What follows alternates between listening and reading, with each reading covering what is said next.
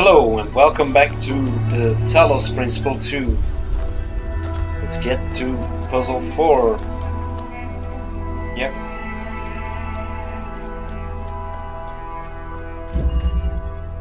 Lateral thinking.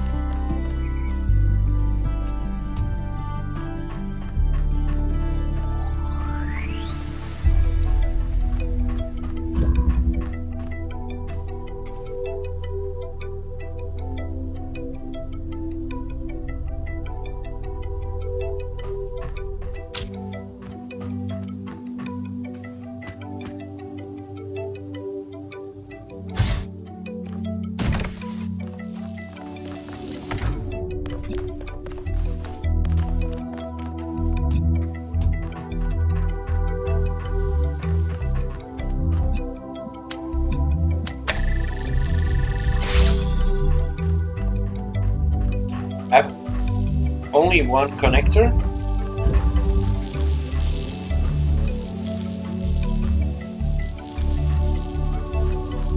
I think so.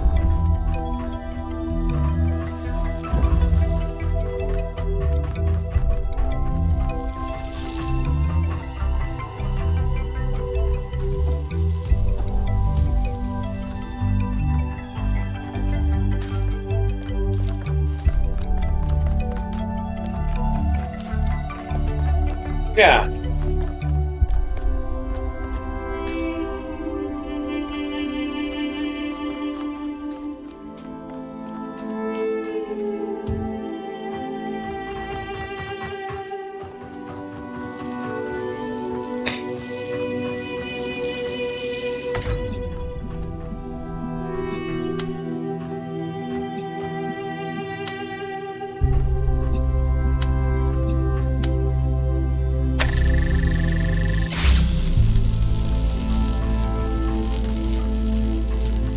What the fuck?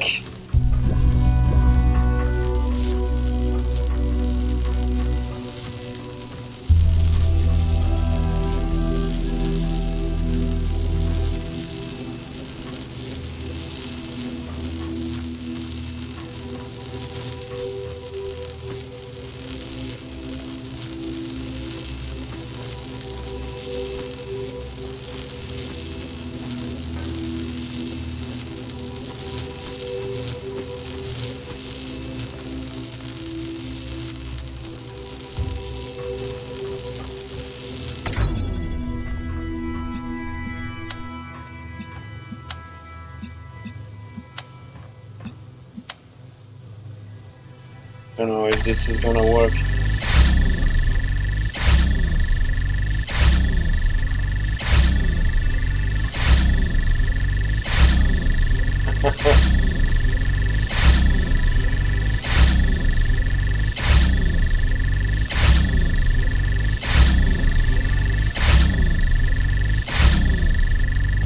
Oh, wait.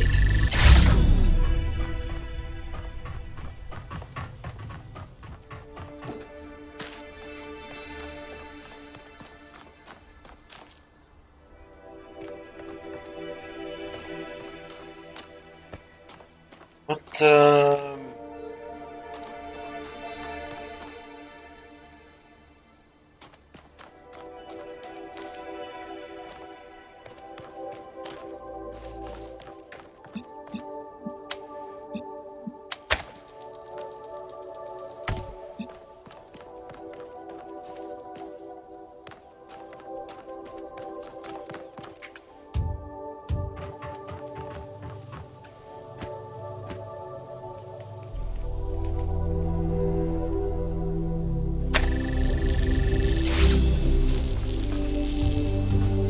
cool.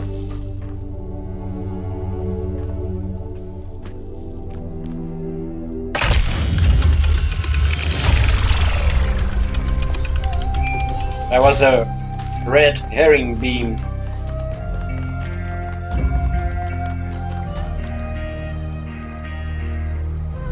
Yes, I am so funny.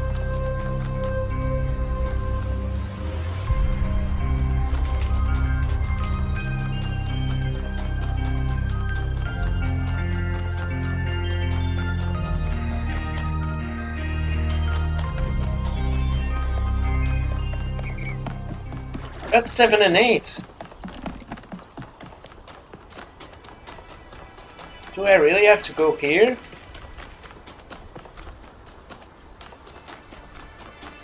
What?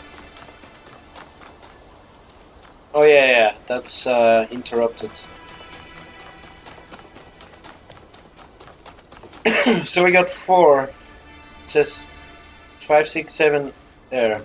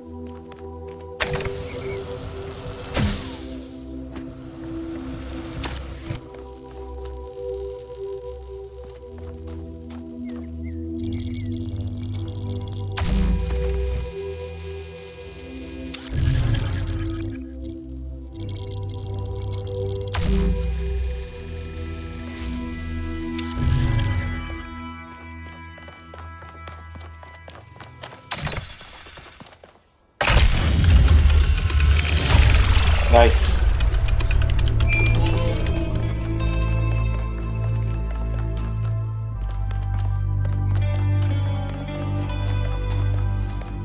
Yeah, the puzzles are better overall. Let's check out the terminal.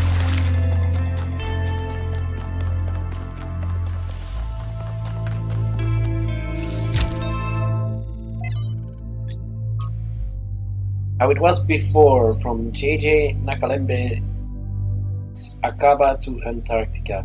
Moments of transition and revelation. My great-grandmother lived to be 108 years old, retaining her sharpness of mind to her last day. A couple of months before she died, I interviewed her for my podcast. At the end, I asked her the same question I asked every guest. What is something you wish everyone understood? She thought about it for a while, and then she said how it was before. She tried to explain how much time she spent every single day on utterly mind-numbing activities like hauling water from the well, and how radically everything changed when their area was finally connected to the electrical grid. Before, there was no time to live, she said. No time to be free, only work, work, work. I countered by saying that there didn't seem to be much time to live now either, but she laughed derisively. I had no idea what work really meant, she said. Young people were weak and feckless, and that's why we let corporations exploit us. Slightly unnerved by her harshness, I asked her if she missed anything about that time. Photos, our village seemed idyllic to me, but my grandmother quashed any romantic notions I might have had. The past is bad, she said with some finality. Let it be. So many thousands of generations of suffering, even a single life full of tragedy seems outrageous and unacceptable to me. That's why we have to make it have meaning. Return to Monkey Island? No.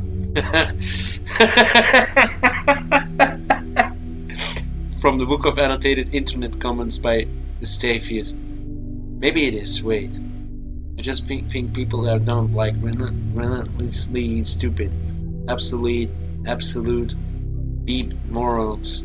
Human history is a beep clown show from the beginning to end. The average person just a slobbering buffoon, bumbling through life like a drunk gorilla in a beep china shop. Breaking stuff left and right, throwing beep at the walls and never understanding a single beep thing that happens. I mean, just look at this beep software putting asterisks where swear words would be. People are afraid of beep words like they have magic powers. But the real world beep, that is beep ruining their lives, that's fine. Because they're too beep dumb to do something about it. Return to Monk? Brother, we never beep left. Curious inversion. The return to the mythical state of Monk is usually portrayed as a material return to earlier stages of development, but here the author instead portrays it as a mental state that has never been surmounted. I would like to meet Uncle Eustathius one day. He sounds like someone who is always curious about everything.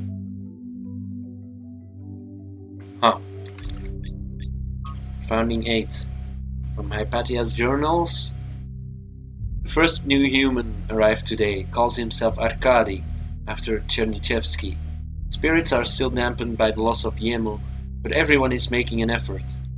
Feel a little sorry for him. He's still so curious, jumping at shadows and staring up at the sky at night, just like I used to. And here we are, a bunch of grouchy old humans that have seen it all and are weary and tired and sad. I wonder what he makes of it all.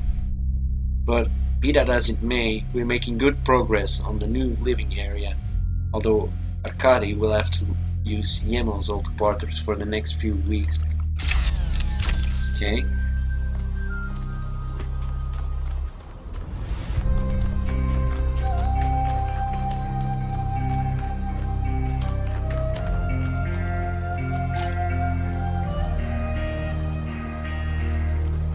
We have an arcade?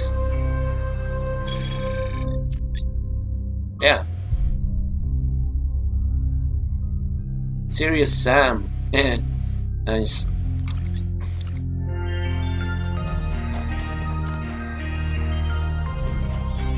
Let's do 6 first.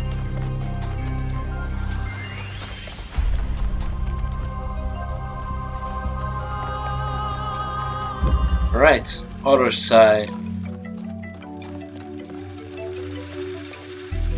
Draft shifter, driller.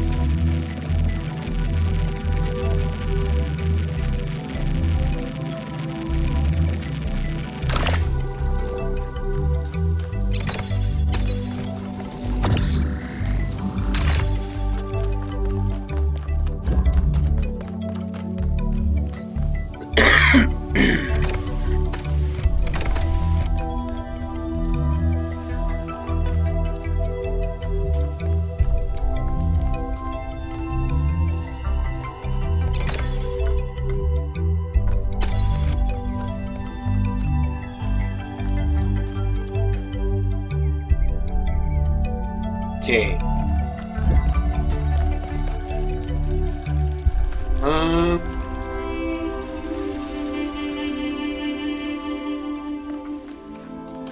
Are there any objects on this side?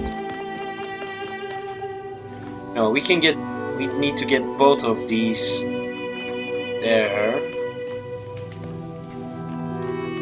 And I need to stand here. I guess.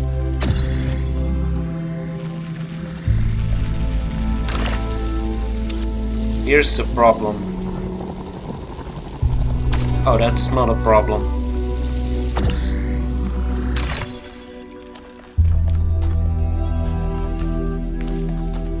For now.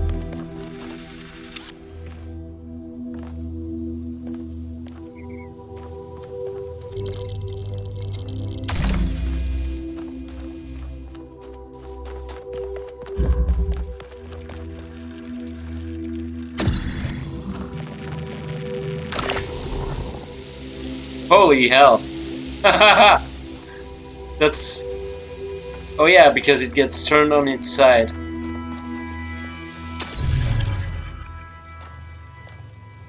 Okay.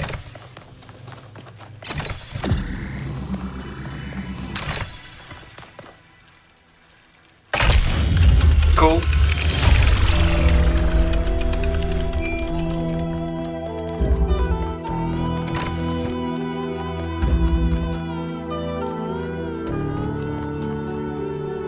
Go to 7 and 8.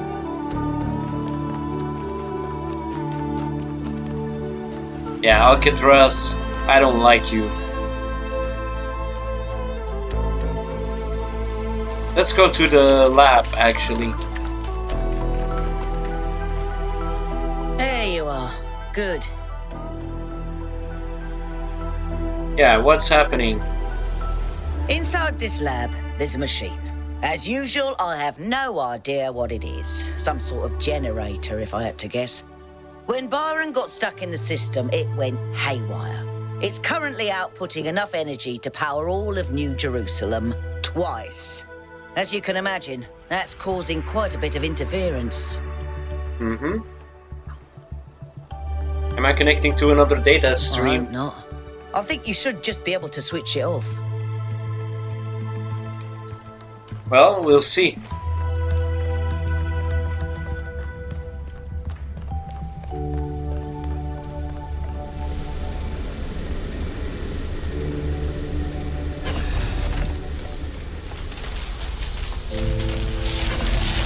Yep.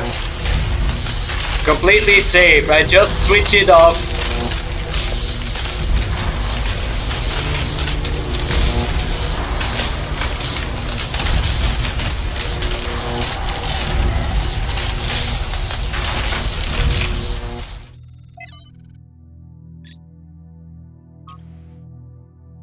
Now access energy flow manager, profile settings. Cannot initiate automatic shutdown. Connection lost. Should I translate this? A part of me wants to, but it's just tedious. Output max parameter exceeds safety protocol 2C settings. Cannot adjust output max to correct setting. Access denied. Automatic shutdown has been disabled by user. Identify this user.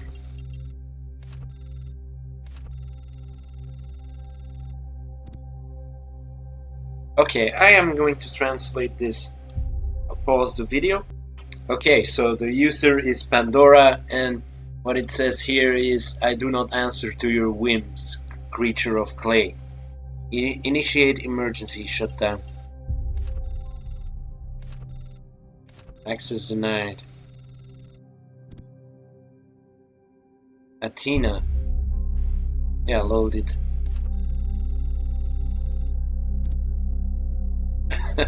Okay, we have to play a text adventure to shut down the console.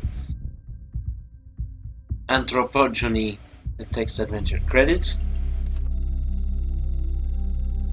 Alex is 16, Pro Team Game Jam 5th Edition Adapt or Die. Okay. You wake up in an impossible place, knowing nothing. Look around. You seem to be in a labyrinth of ancient crumbling walls. Beneath you is an altar of some kind, as if you were a sacrifice. The sky above you is a perfect cobalt blue. You are startled by its beauty. Reach for the sky. You reach out and touch the sky, finding that it's much closer than it appears, and it is made of metal. This knowledge makes it no less beautiful. And yet, it is not the true sky, the one you yearn for. You have gained knowledge, the world. A cold wind blows through the ruins, and you know without knowing how that it is the wind from the kingdom of Artemis. It is the wind that brings with it the whispers of mountains glimpsed across the stormy sea and deep forests wreathed in fog, and the long-forgotten cities of your ancestors. Explore the labyrinth. You set out into the ruins, apprehensive but curious. There is a strange kind of beauty here, beauty of decay. You must be careful not to imbibe too much of it. Suddenly, an echoing voice speaks to you. Emergency shutdown settings, access denied. It intones error. Yeah.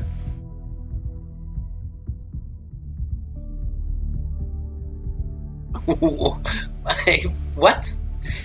This corruptible must put on incorruption.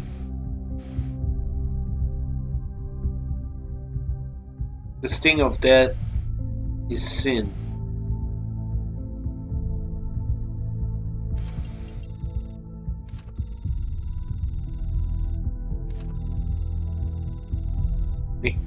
Leaving the lost children of Hephaestus behind you, you step out onto a vast plain under a setting sun. Night is falling now, and you can see the lights of distant fires on the slopes of Olympus. But you are not ready to ascend. Only once you have found all three sigils will the path to divine flame be open. Only once you have found all three sigils will the path to the divine flame be open. A path leads to the south to the buried city, another north to the garden of the Hesperides. Let's go to the buried city. Buried city lies to the south. It was once a place of great wisdom. Philosophers of old strolled on its walkways, debating the nature of virtue and the soul. Now the sands of the desert have claimed its streets, and even its famed temple upon a hill is slowly eroding.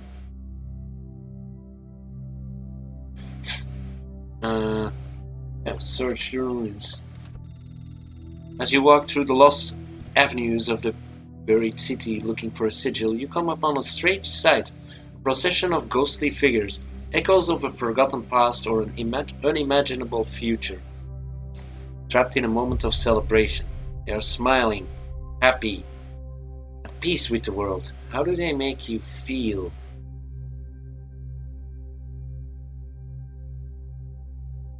sad.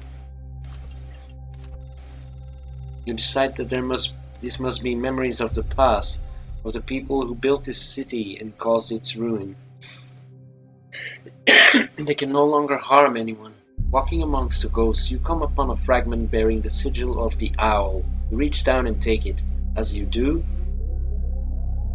blah blah blah, you have gained this sigil. Okay, let's go to the Garden of the Hesperides.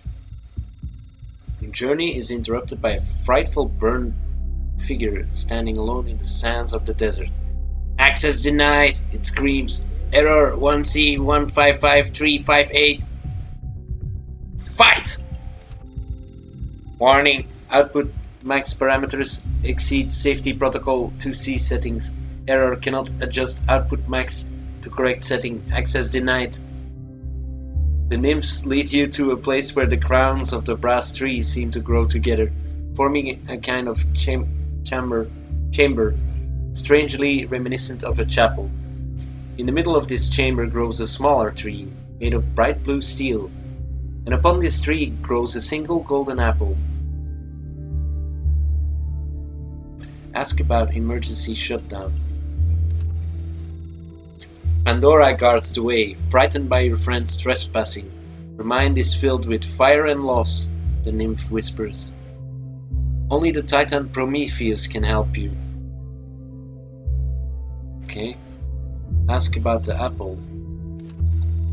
This apple, they say in unison, their eyes aglow, confers the gift of deathlessness and true wisdom. Many heroes and not a few villains have come to claim it, but all faltered in the final step. For you must know that deathlessness reveals the mortality of the world. True wisdom is its unending folly. Who would take this burden upon themselves? What? Punch a nymph? Like use knowledge word. Here, SX.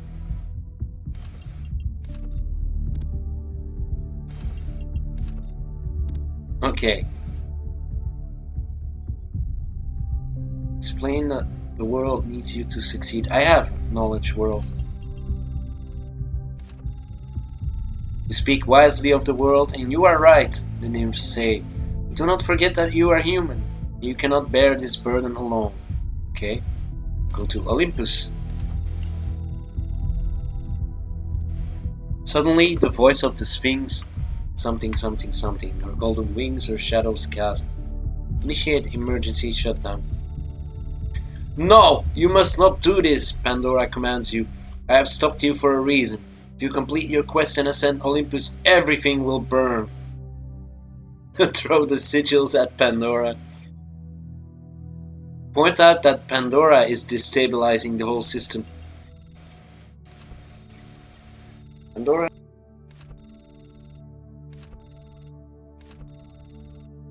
Pandora hesitates, then... Oi! I wanted to read that aloud.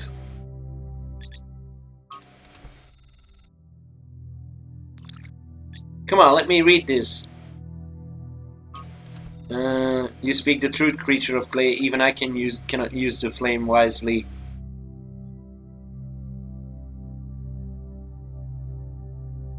Okay. The flame is not yours to wield, creature of clay. Touch it, and you will burn. Yeah. What about you?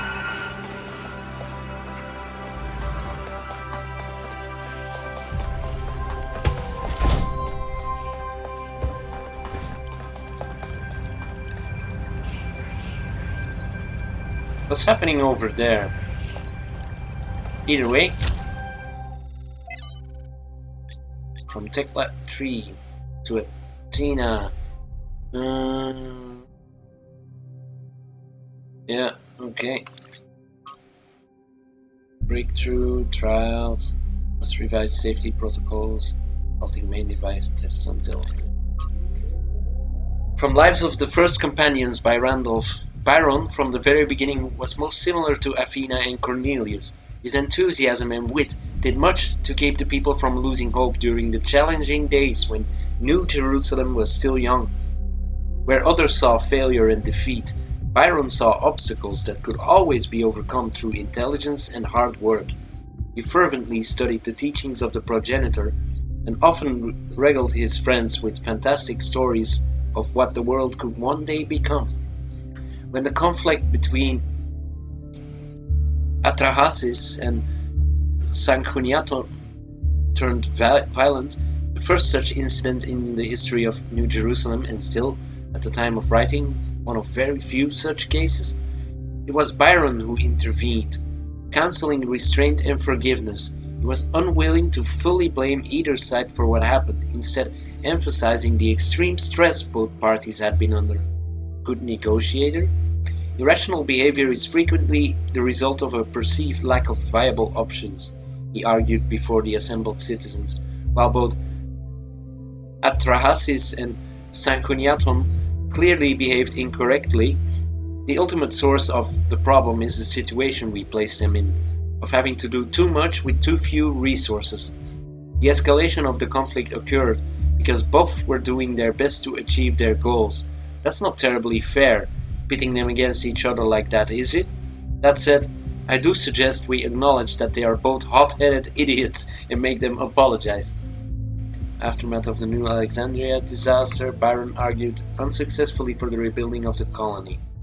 Byron mattered so much to you, why didn't you tell him where you were going? I would have loved to have an older brother. Failed to load comments.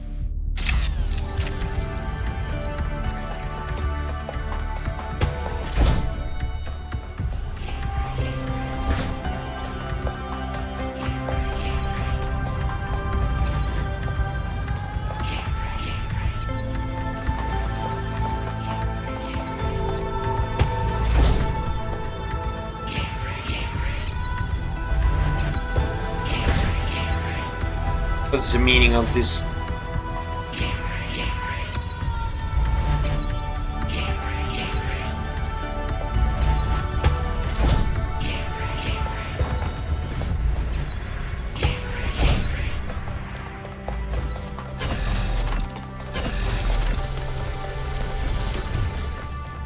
Okay, I did it, Melville. You know, dealing with this hyper-advanced technology is quite challenging enough without the place also being bloody haunted. Did you figure out anything else about the generator? When I said it was outputting enough energy for 2 New Jerusalems, I wasn't kidding. It really was. And no emissions of any kind. I'd have to run more tests, but it seems like a perfect power source. It's very promising. And then imagine what the megastructure can do. Jeez. And what we could do with that kind of energy. I wonder if anyone in New Jerusalem really understands. Alright, I'm gonna end the episode here. Thank you all for watching and see you in the next one.